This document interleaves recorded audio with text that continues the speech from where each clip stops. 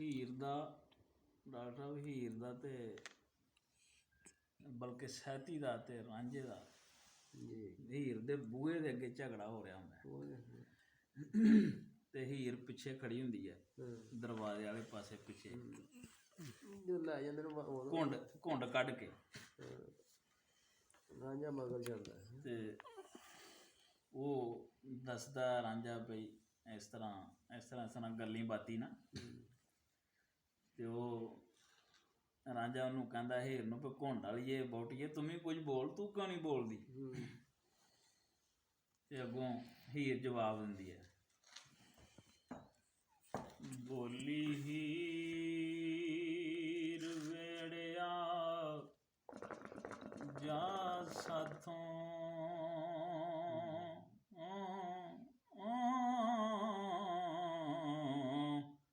ਕੋਈ ਖੁਸ਼ੀ ਨਾ ਹੋਵੇ ਤੇ ਹੱਸੀਏ ਕਿਉਂ?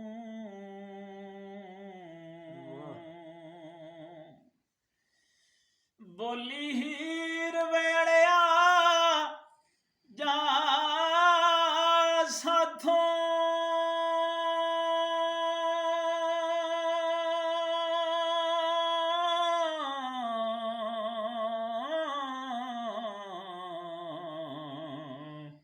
ਕੋਈ ਖੁਸ਼ੀ ਨਾ ਹੋਵੇ ਤੇ ਹੱਸੀਏ ਕਿਉਂ? ਪਰਦੇਸੀਆਂ ਜੋਗੀਆਂ ਕਮਲਿਆਂ ਨੂੰ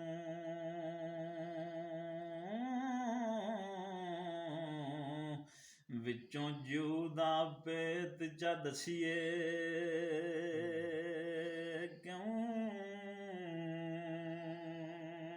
ਪਰਦੇਸੀਆਂ ਜੋਗੀਆਂ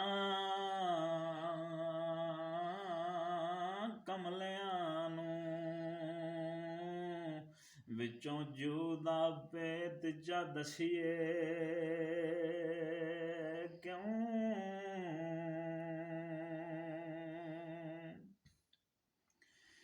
ਜਿਹੜਾ ਕੰਨ ਲਪੇਟ ਕੇ ਨੱਸ ਜਾਏ ਮਗਰ ਲੱਗ ਕੇ ਉਸ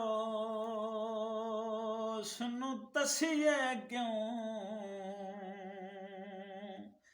ਜੇ ਤੇ ਆਪ ਇਲਾਜ ਨਾ ਜਾਣੀਏ ਵੇ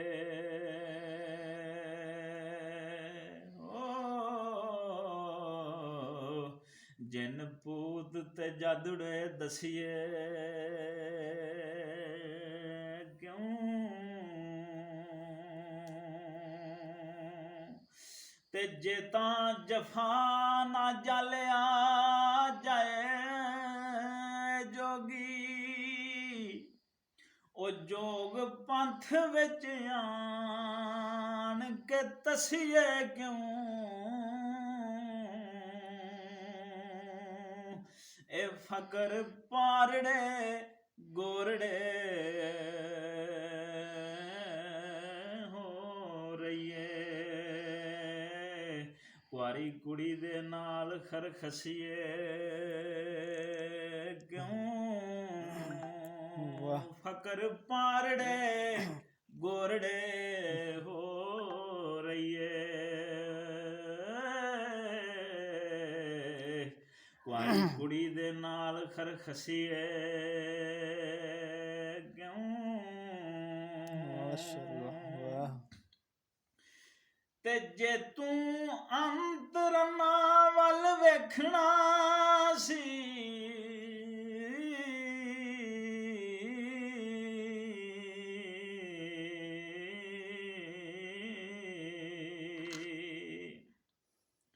ਜੇ ਤੂੰ ਅੰਤਰਨਾ ਵੱਲ ਵੇਖਣਾ ਸੀ ਵਾਈ ਜੋਤਰੇ ਛੱਡ ਕੇ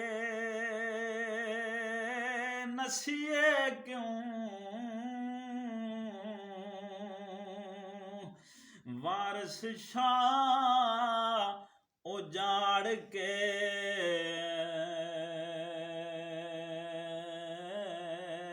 ਵਸਦਿਆਂ ਨੂੰ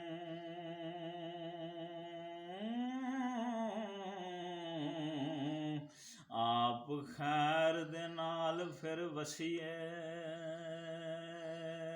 ਕਿਉਂ ਵਾਰਸ ਸ਼ਾਹ ਉਜਾੜ ਕੇ ਵਸਦਿਆਂ ਨੂੰ ਆਪ ਖੈਰ ਦੇ ਨਾਲ ਫਿਰ ਵਸੀਏ ਕਿਉਂ ਬਾਕੀ ਮਾਲਕ ਨੇ ਜ਼ਿੰਦਗੀ ਦਿੱਤੀ ਤੇ ਫੇਰ ਸਹੀ।